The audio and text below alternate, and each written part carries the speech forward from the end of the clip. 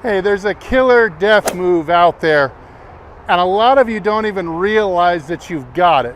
But if you've been lacking in power and consistency lately, it's definitely something you want to keep watching, see if you're doing, and see how to fix it. Stay tuned.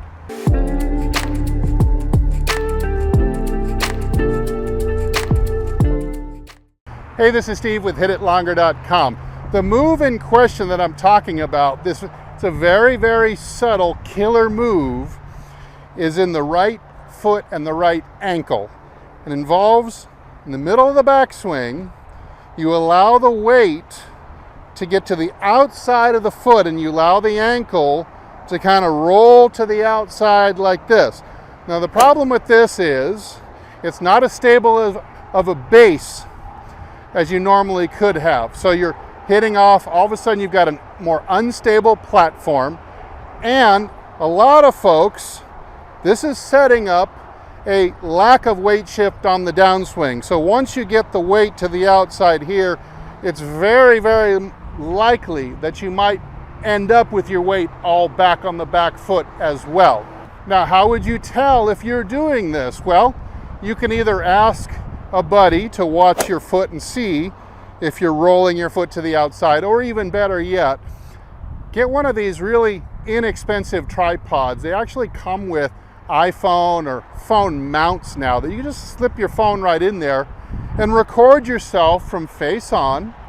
You can even direct the phone and make it shoot close up just at your right foot and see if you're keeping it flat, or if you're kind of rolling it this way.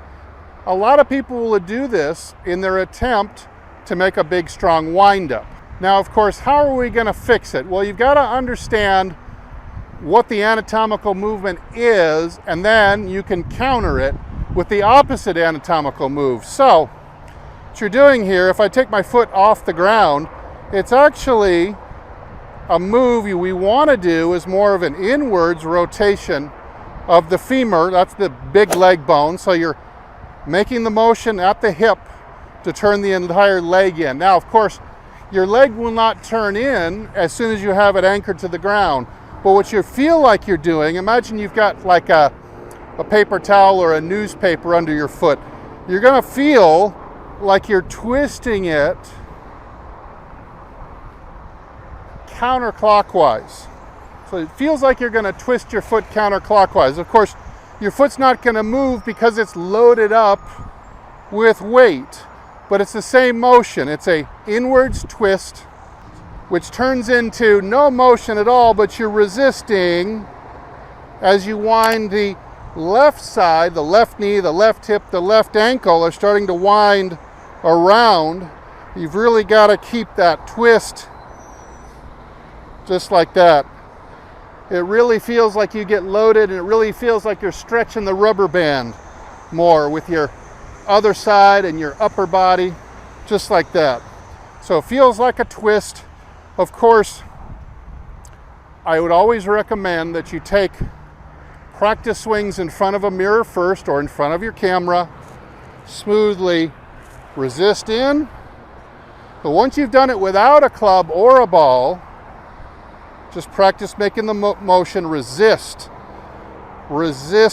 in with the knee. Try to torque the foot inwards. That'll help, that motion will help wind the left side of your body down and around the posted right, just like this. Once you've done it a number of times in front of a mirror without a club or a ball, then move to the club with small swings, check it, swing through. Then when you're ready, you're going to do a series of about 10 small clubs, pitching wedge, half swing, resist in,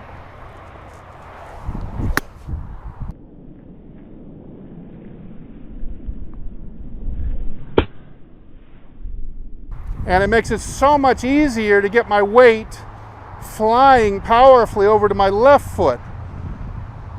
If I'm precarious position like this, and it's rolled out like this, it's just a lot longer to go, and it's harder to push off that right foot and get all my weight flying over to the left for power. All right, let's do one more. This is going to be resist in.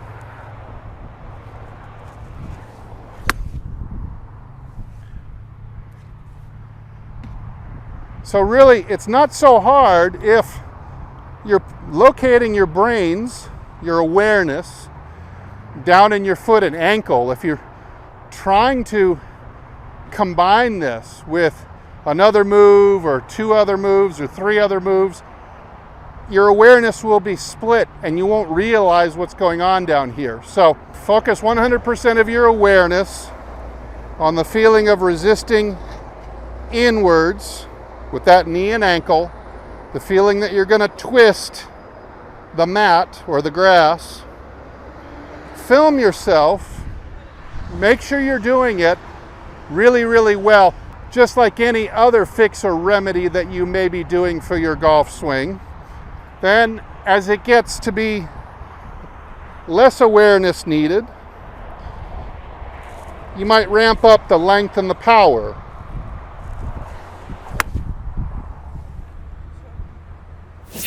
Now, this is something that I've spotted in some of my full swings. It's not a crazy amount, but I can tell that I'm going to get a little bit more power and consistency by simply keeping that foot loaded in either to a flat position where my weight never gets outside the bisected line of this foot. If you bisect the foot this way, you simply can never let the center of that foot's mass get outside the center line like that.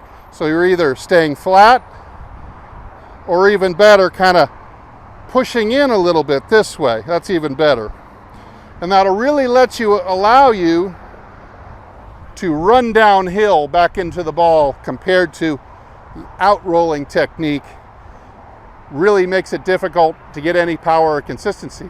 So like any of my videos or tips, before you start jumping into it, make sure this is something that you do poorly and that it's in your top 2 or 3 things that you have identified as doing poorly. And then you can do these exercises both at home and on the range many times before you take this to the course, which it's either going to happen on the course or it's not going to happen on the course. It's not something that necessarily you'll want to be thinking about while swinging on the course. You got to put it in as an automatic action through massive repetitions. All right, I'm going to go back and finish my drill. I hope this was beneficial to you. If it was, I hope you'll give a subscribe and like. I'm Steve. Thanks again for watching and supporting my channel. And as usual, I'll either see you in the next video or I'll see you longer and straighter down the fairway. Everybody take good care.